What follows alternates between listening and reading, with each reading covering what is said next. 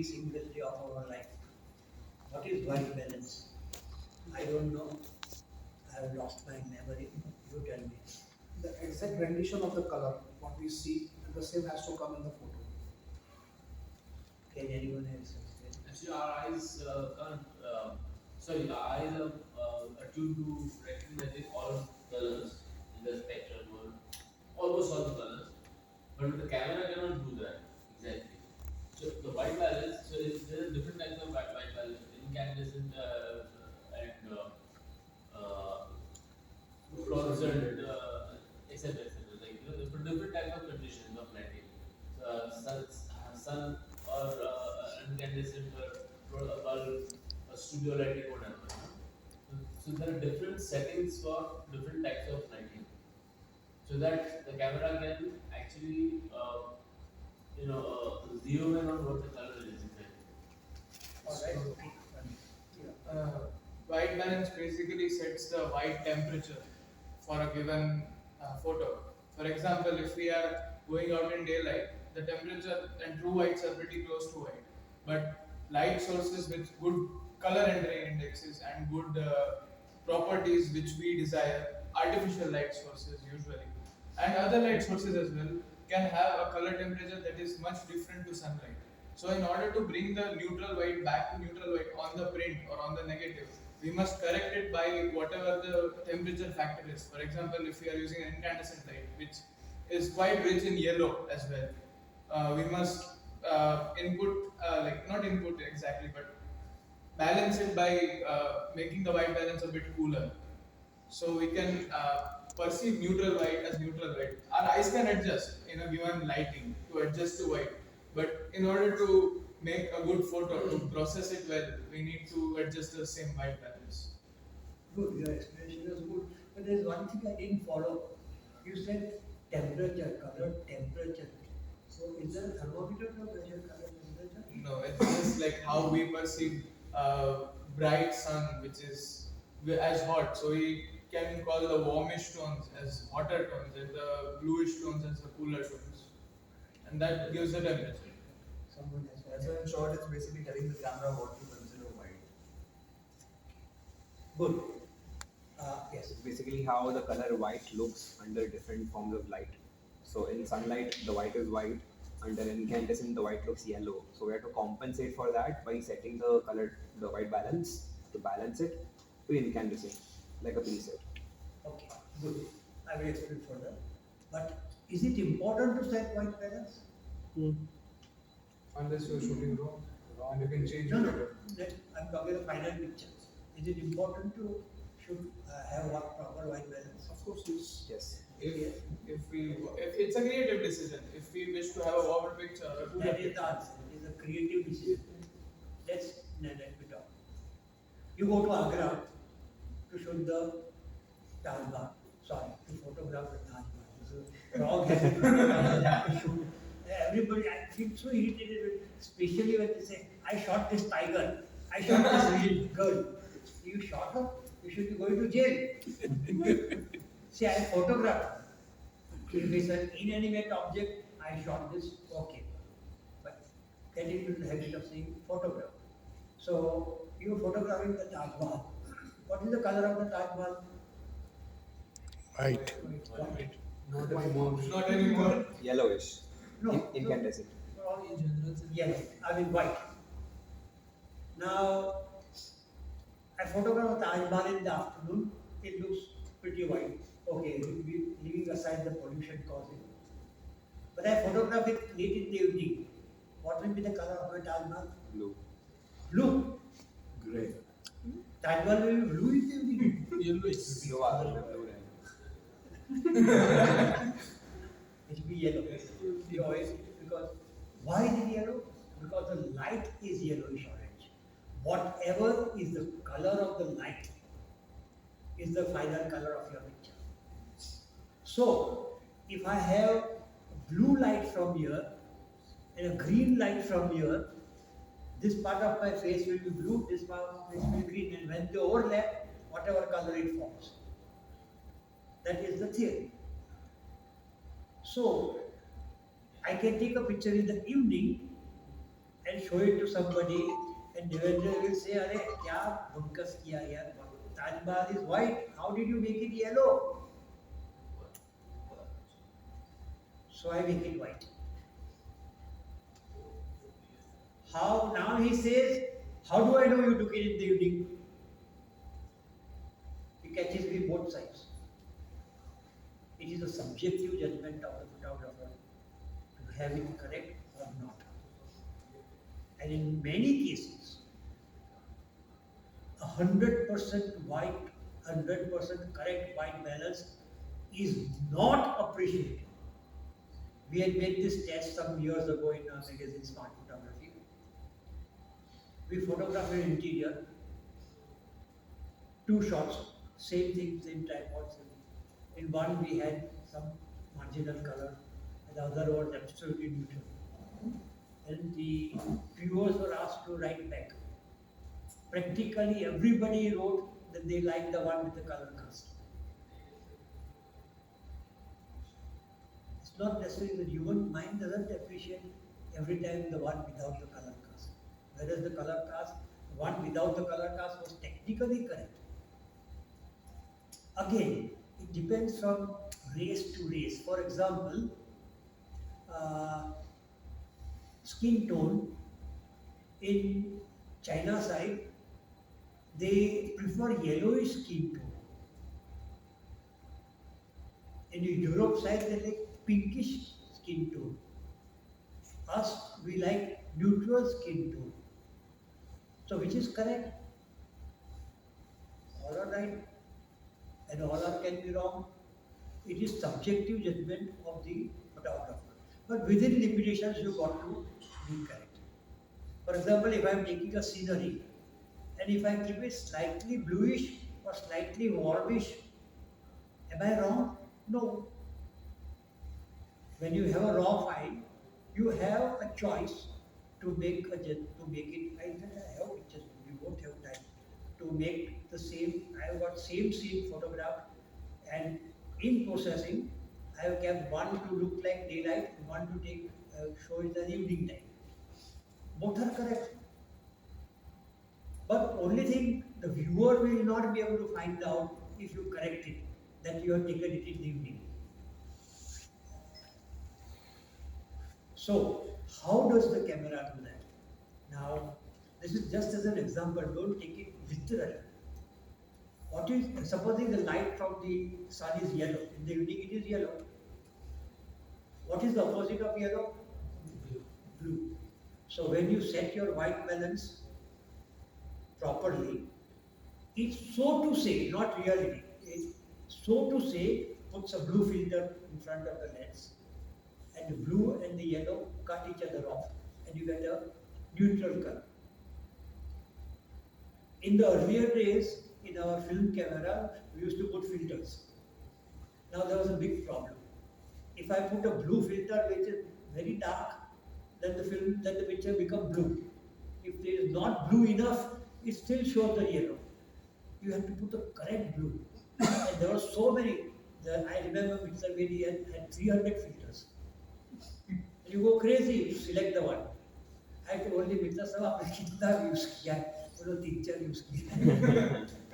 So somebody was selling a lot, he sold it cheap, so I bought it. So you think. So, but normally you should start with a correct one. Okay? And for digital photography,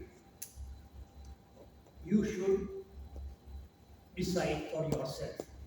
For me, I should only in daylight color balance, that is strong sun. In some cameras it is written as sunlight, in my camera it is written as daylight. I've always, whether I'm shooting in the evening, at night, in the morning, afternoon, anywhere, it is daylight. Okay?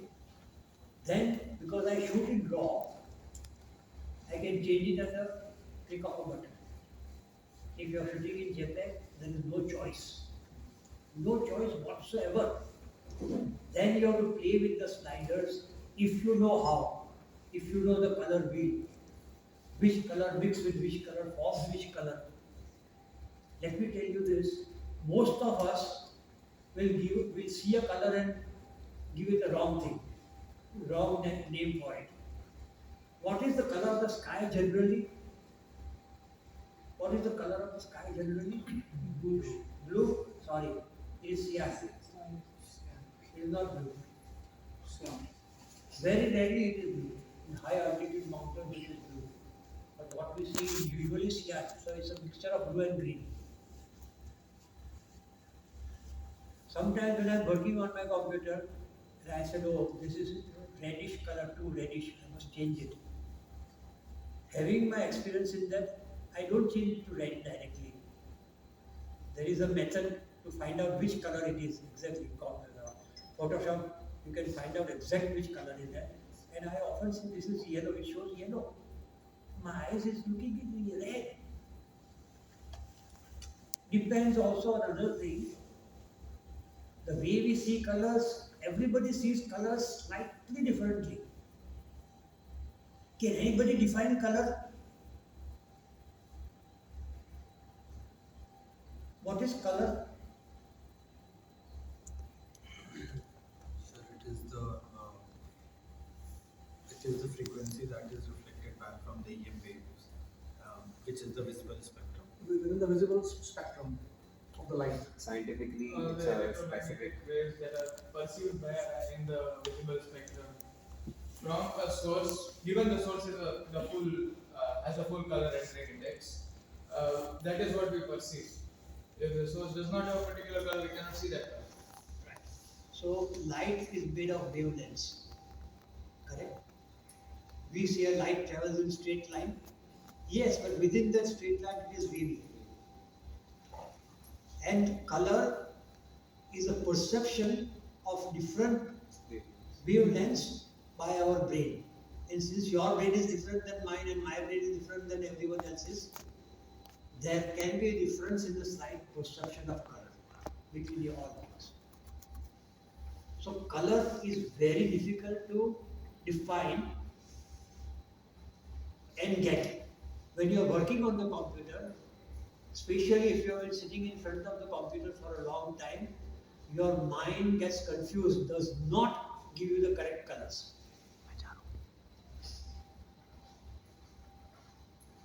Try this trick. How many of you are using Photoshop?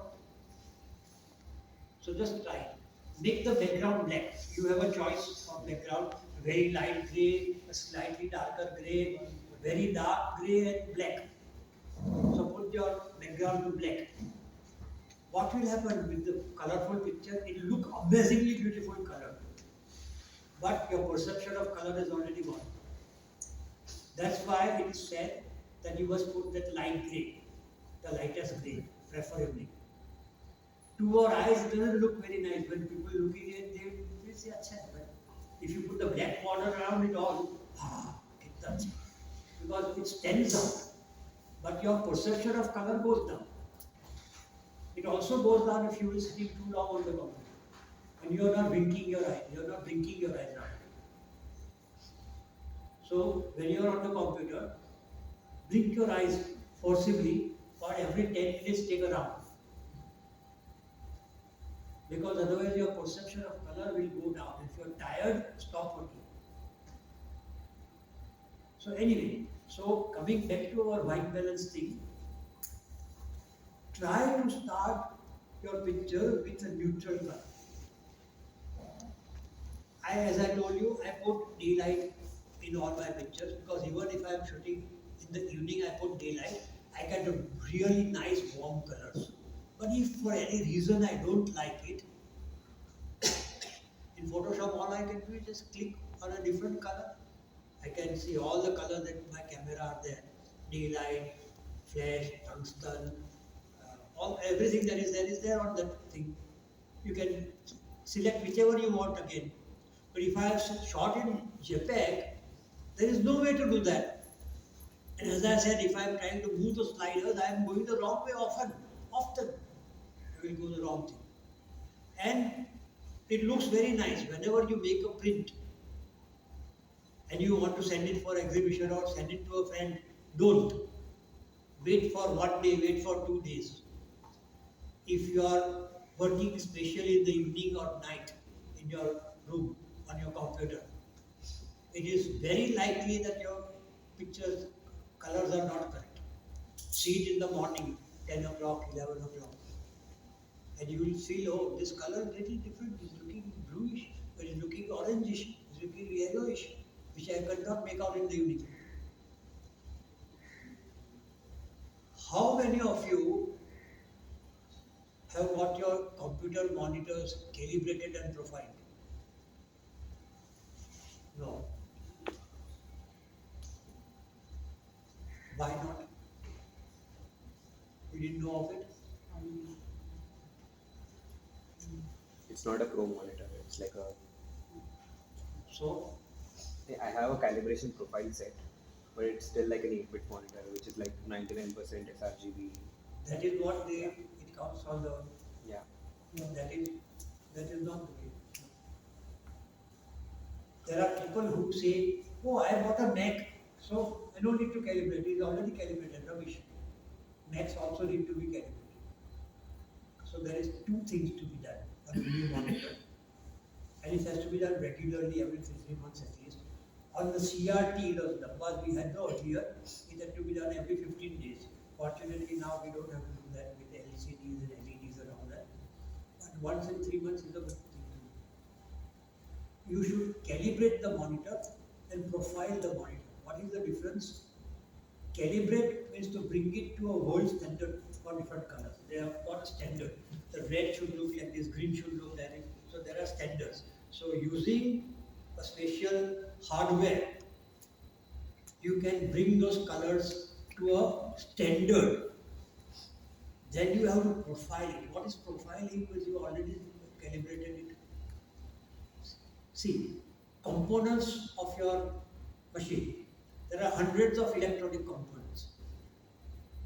Their efficiency goes away time and again. Or he may be buying, he is a manufacturer, you are a manufacturer, you are buying from different sources.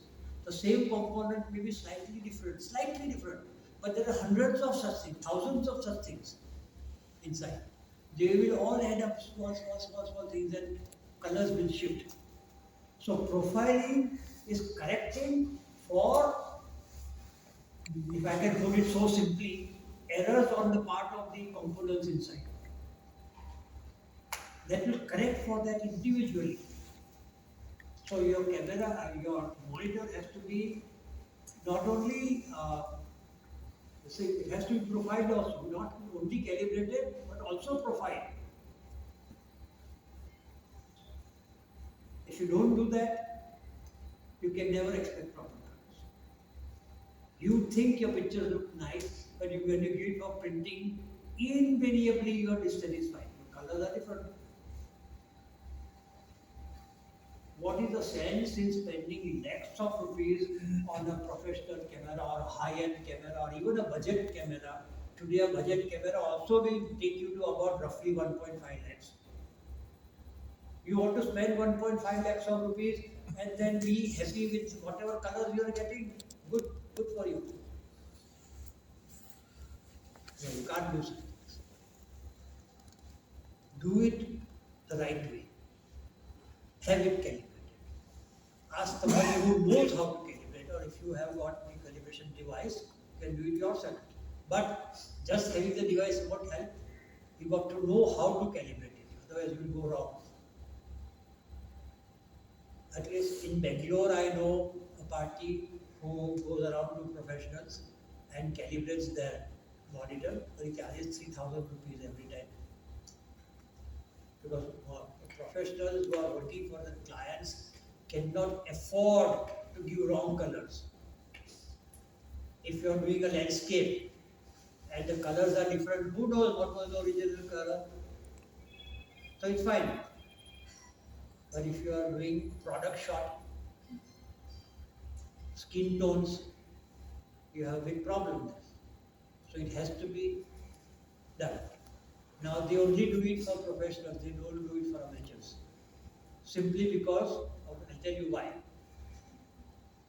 It can happen and it does happen sometimes.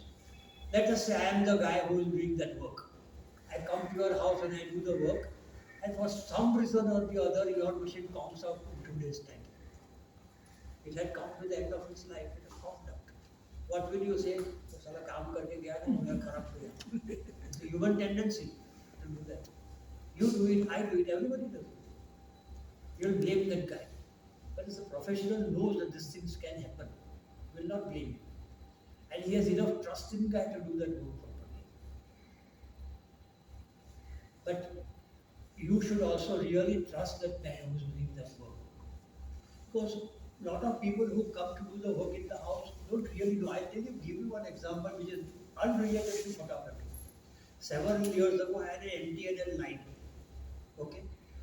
And once something had gone wrong with the phone.